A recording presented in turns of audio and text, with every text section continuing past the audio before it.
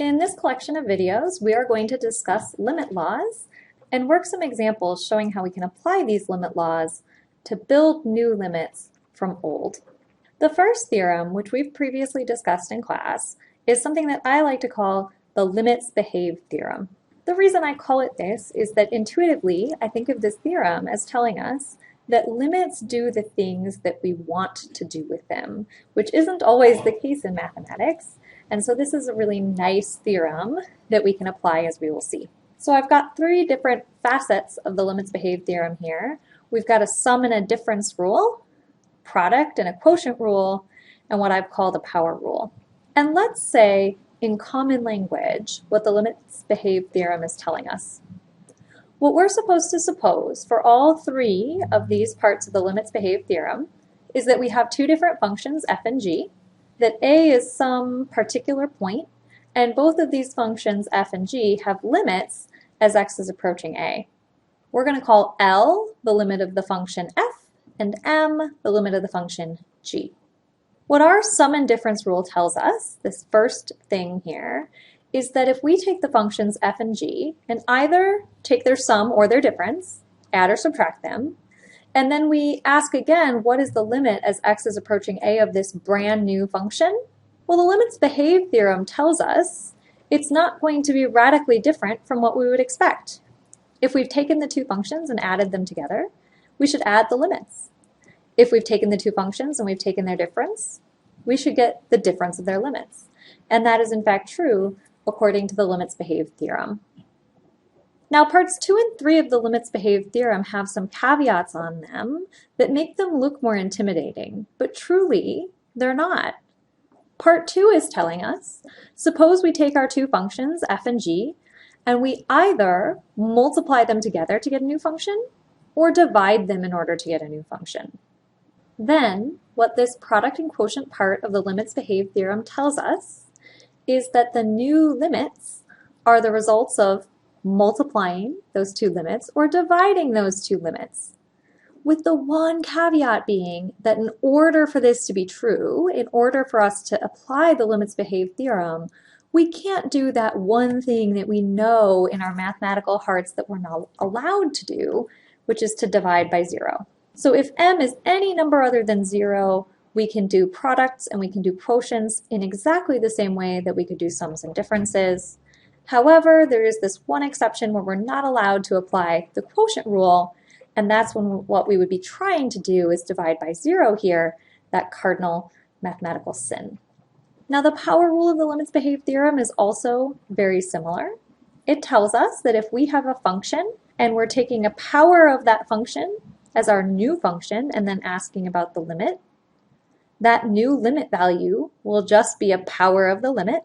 And really, we've put n as a positive integer here, but if we wanted to look at n being a fraction, something like raising something to the 1/2 power because we're thinking about taking a square root, then we can do this as well, as long as the limit value that we're looking at is greater than or equal to 0. And the only reason for that caveat is we do need to be concerned about what's going to happen if we tried to take the square root of a negative number. We're not going to want to think about what happens if we try to take the square root of a negative number. So for the sake of stating this limit behave theorem, we're just going to say, let's assume that our L is greater than or equal to 0, so we won't have any complications with taking the nth root. Now, the first example I'd like to work with using the limits behave theorem is to say, let's assume we have these two functions, f and g, and I'm not going to tell you anything about these functions at all, other than the fact that for some a value, each of these functions has a limit. Our limit for the function f is 6, and our limit for the function g, as x is approaching a, is -2. I've then listed 6 functions below as a function h of x, and for each of them, we'd like to determine the limit as x approaches a of that function h of x, should that be possible via the limits behave theorem. If it is possible, we'll show what rules we've been using in order to obtain that value, and if it's not possible, we're going to explain what goes wrong. So at this point, I invite you to pause the video, take a look at these 6 functions, and I encourage you to try to work them on your own. For each of these 6 functions, can you find the limit of the new function as x approaches a? If so, what is it? If not, what's the problem? If all you were looking for are final answers, I've got those posted right here. For 5 of our 6 limits, we are able to determine what those limit values should be according to the limits behave theorem, although our very final example of an h of x yielded a limit that has a variable that depends on the a value we're approaching right here. And our answer for problem number 5 was that we cannot determine that limit based on the information that we have. If you feel very confident with the answers for each of these, then I encourage you to stop the video now and move on to the next. If there are any you have questions about, keep listening and I'll walk through my rationale. For the first example, our function was the function 2 times the function f of x minus g of x, and we were asked to determine the limit as x approaches a of this new function. This example is a fairly straightforward application of the limits behave difference rule, as we've taken the difference of 2 functions. Technically, we are also using the limits behave product rule if we're thinking about the number 2 as a constant function. And then this quantity 2 times f of x would be the product of 2 functions.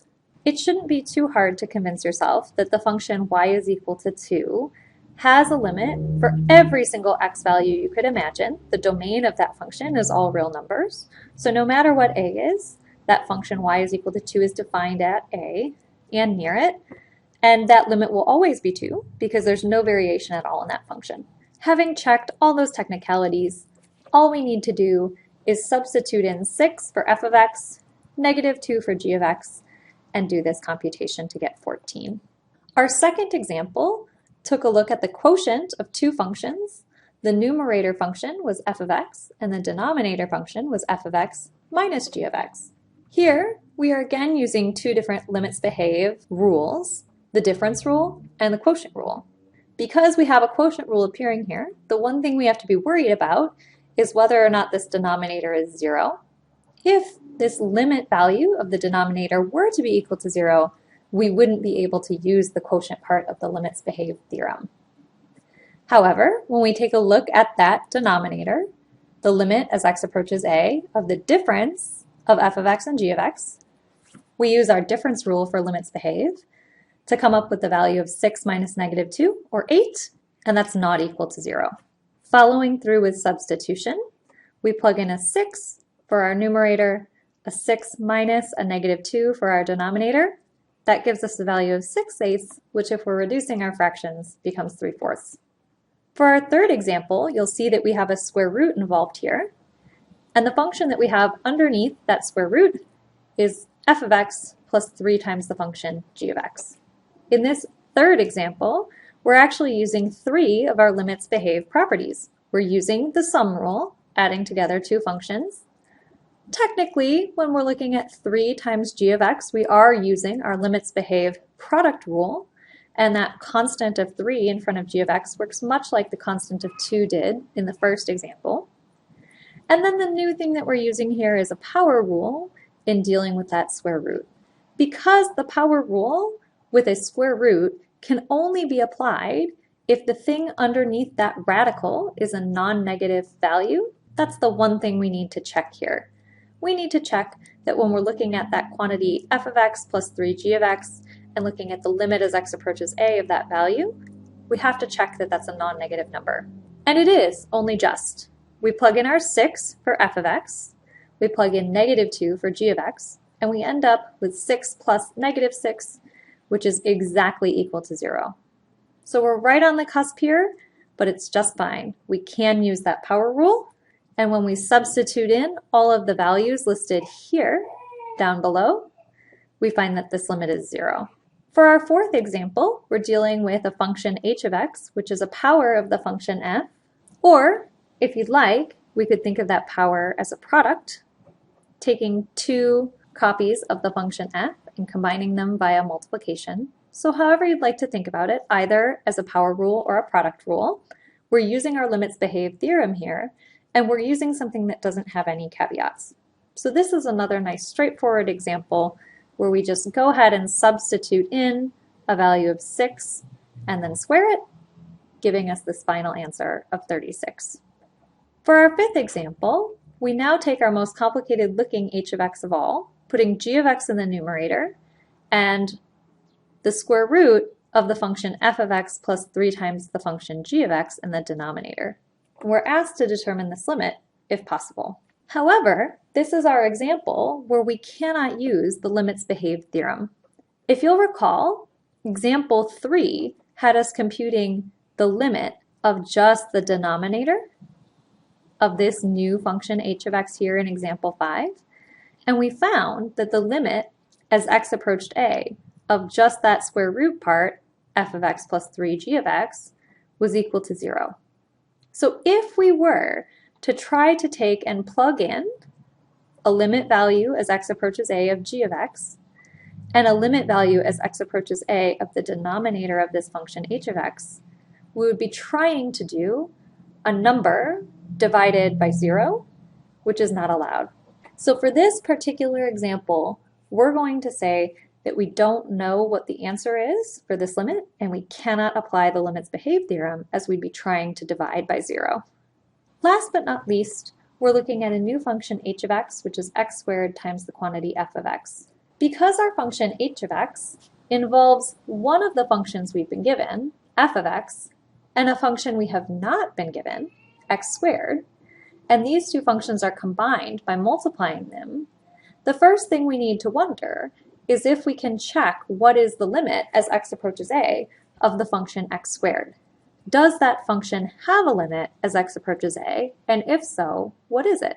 That's a question that we could probably solve with a graphing calculator by taking a look at what the function y is equal to x squared looks like. But because we don't know our a value, we'd be left wondering what the limit of that function is as x approaches a. However, and this is a little bit of foreshadowing for a place that we'll be going later in the semester, the function y is equal to x squared is a really nice kind of function. One way we could talk about how nice it is we could say that we could draw it without lifting our pencil off the paper. And it has a domain of all real numbers. Because we can draw the whole function, never having lifted our pencil off the paper, it seems both that for every single a value, this function will have a limit because we haven't picked our pencil up to create a hole or a jump of any kind.